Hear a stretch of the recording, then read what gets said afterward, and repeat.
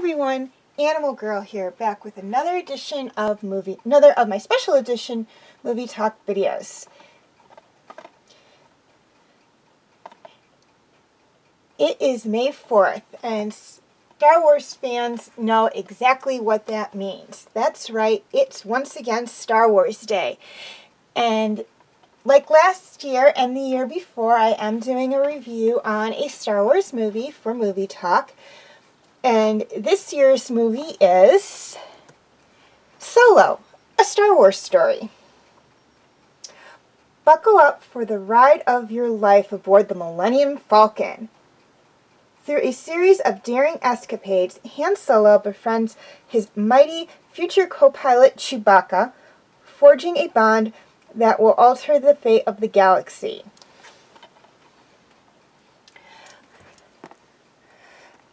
Okay, highlights of the movie. This movie was made back in 2018, so it is a fairly new movie. Roughly about a year old, give or take.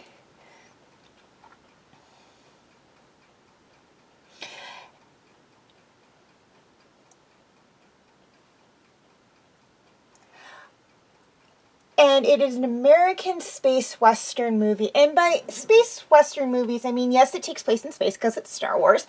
And western because there are elements of western things in there. There are showdowns and whatnot, which are western. But it is mostly sci-fi, so I would actually, more than American space western, classify this as a sci-fi drama adventure movie more than anything else. But still, a very good movie. I absolutely loved it. I actually saw it in theaters when it was out in theaters and got the DVD for my last birthday, so I can watch it whenever I want. But a very, very, very good, wonderful movie.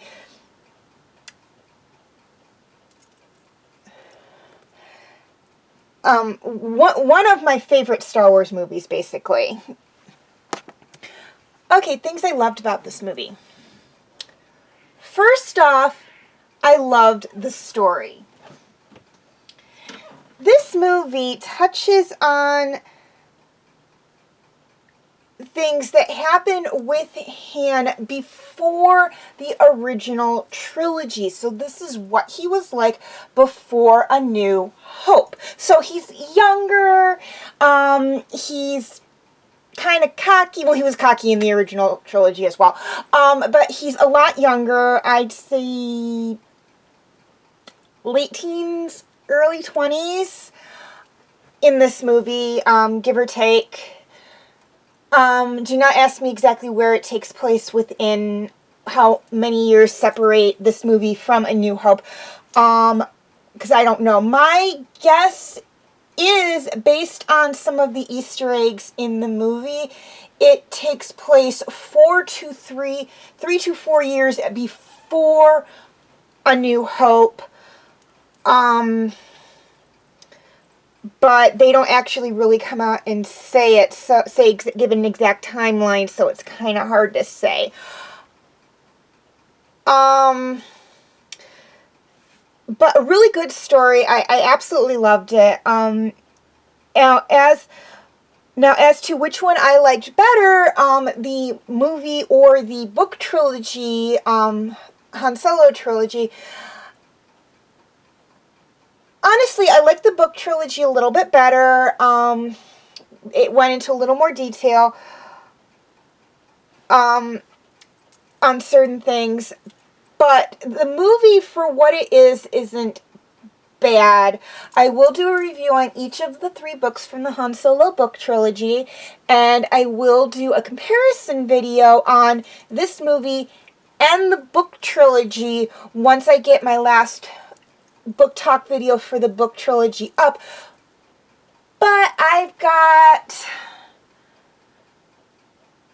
well, I have to finish reading A New Dawn first before I actually start reading the first Han Solo book, so and I won't be doing that comparison video until I get through those the 3 Han Solo books. So it's going to take a little while, but I will get to it, I promise, and then I'll get more into detail on the differences between this movie and the book trilogy and why I like the book trilogy a little bit better. But not that I hated this movie. This movie was wonderful. It was great. It was one of my favorite Star Wars movies. I loved this movie. I loved The Force Awakens. I loved the entire original trilogy. And I loved the Clone Wars movie. I'm just doing movies right now. And I loved Attack of the Clones. Those are like my top 5 favorite movies. I'm just lumping the original trilogy together as one movie. So otherwise, you know, be my top 7 favorite movies if I were to space them out separately. But so it is very high on my list of favorite Star Wars movies. Secondly, of things I loved about this movie is I loved the Easter eggs in this movie, or the little surprises, for those of you that are not sure what an Easter egg is, that were dropped in the movie. There were quite a few that I saw or heard, because there were some verbal ones as well, and some that I might have even missed. They mentioned 2 that tie into the 2 series, Clone Wars and Rebels. I'm not going to say what they are because I really don't want to spoil them in case you haven't seen the movie yet or you didn't catch them when you did see the movie. And then there was like a lot of other little Easter eggs in there too. And there was a surprise character at the end of the movie. Well, not at the end of the movie, but near the end-ish of the movie. There was a surprise character. Now, I'm going to say who that surprise character was. You'll have to, if you haven't seen the movie, you're just going to have to watch the movie to find out, or if you missed that part of the movie, because you had to get up to leave or something when it was in the theater, for whatever reason. I'm not going to say who it is, because I don't want to give away, because it is a surprise character. It was someone I was not expecting to see in this movie. But it is a reason as to why I say this movie takes place no more than 3 years before A New Hope. Thirdly, I loved the characters. This had 3 returning characters, and by returning characters I mean 3 characters we actually knew prior to this movie, but in an older capacity. Han Solo, obviously, Chewbacca, and Lando Calrissian. And then a whole slew of new characters as well. My 2 top favorite characters were Han Solo and Chewbacca. Though they both placed pretty high on my top favorite Star Wars characters lists. But there were some new characters in there too. There was Han's girlfriend before Leia, or before he had the Falcon. He might have had a number of girlfriends in between this girl and Leia. It's hard to say. But a girl he grew up with and liked when he was living on Corellia. The person who kind of teaches Han the ropes about being an outlaw. His crew. Lando's droid who piloted the Millennium Falcon with him. The Crimson Sun Syndicate. I always want to say the Black Sun Syndicate when I'm talking about this, but it's a completely different syndicate.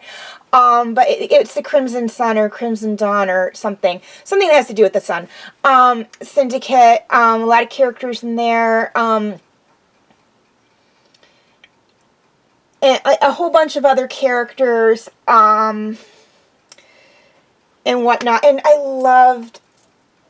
I also loved the ending. Now, this movie, it doesn't necessarily take us into A New Hope, but it sets up a bunch of stuff that will lead into A New Hope, and they ended it in such a way where if they want to do a trilogy or even another movie about Han leading up to A New Hope, they can, or if they just want to keep it, this movie is about Han's backstory, that's fine too.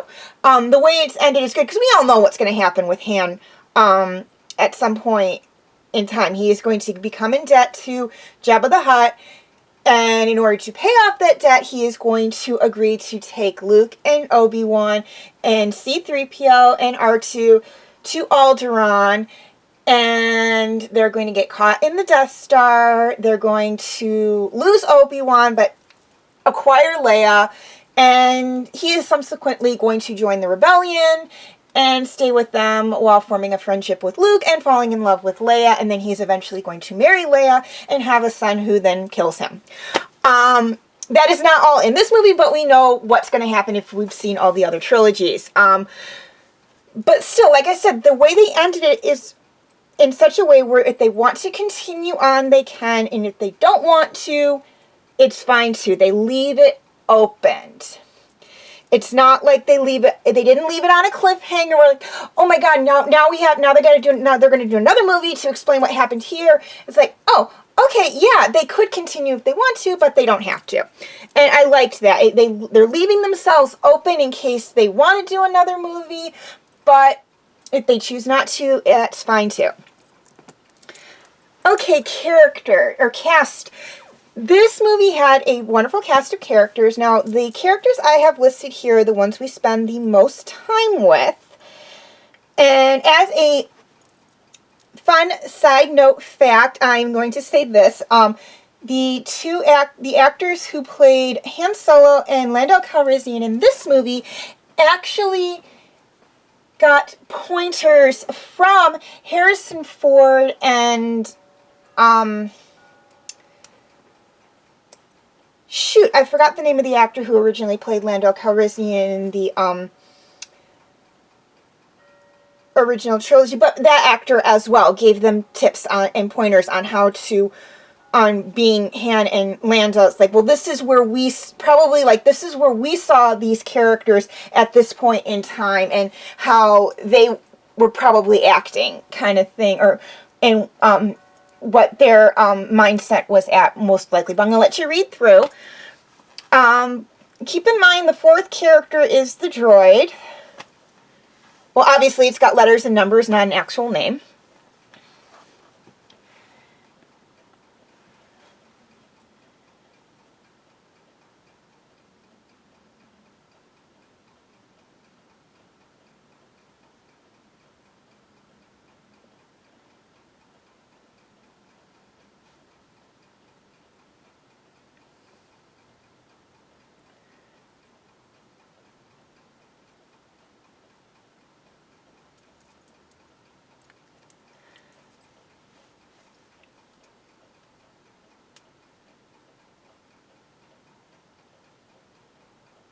Also keep in mind, I believe L2 wasn't actually played by this person. I think she just did the voice of L2.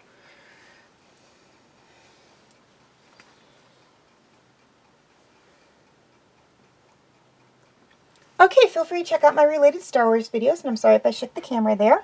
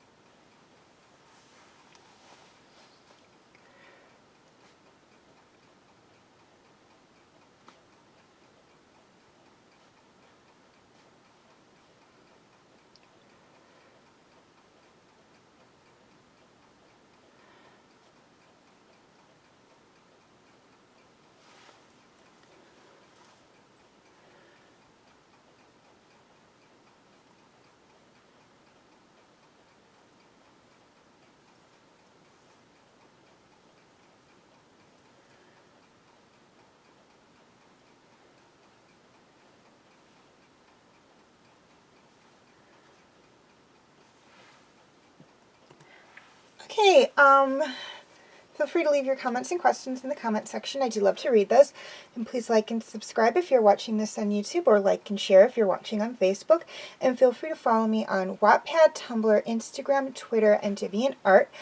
I do have my name for those 5 sites right there on the screen, as well as the pictures I use for the icons. I will also have the links in the description section as well. Also, feel free to check out my other Movie Talk Special Edition videos.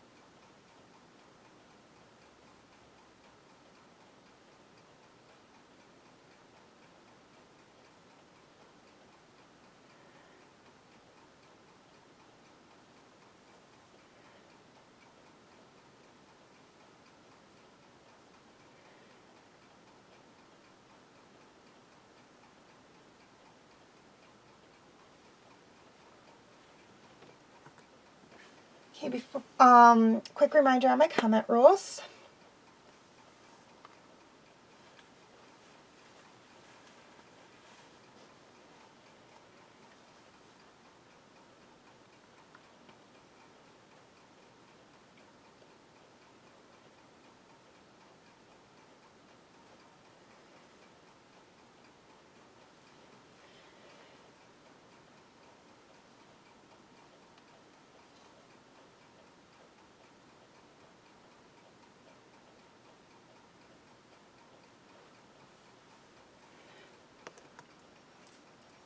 Feel free to check out my other movie talk videos.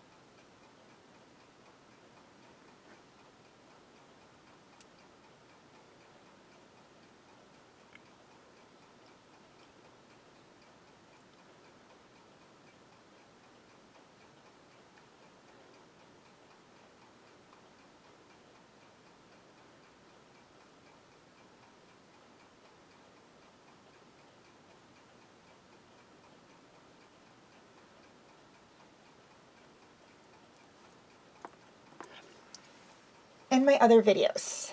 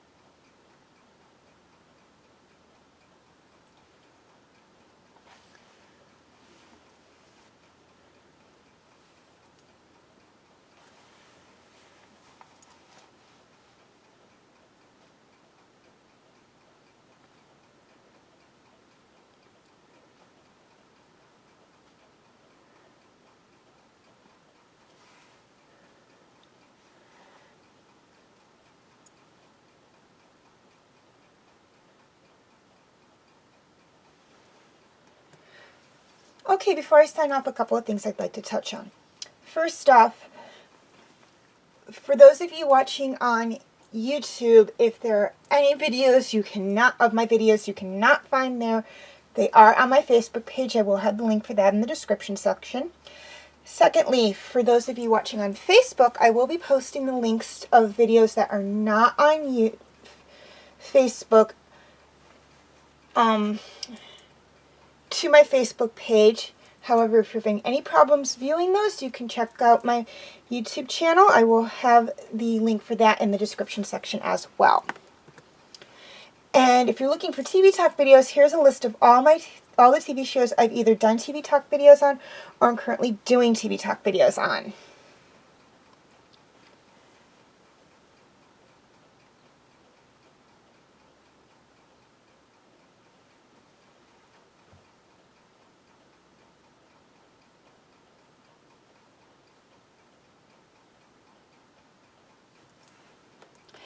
And lastly, I'd like to make a special dedication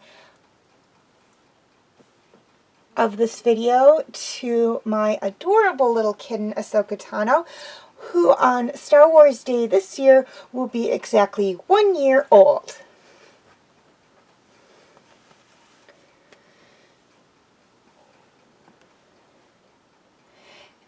As always, thank you for watching, and may the Force be with you.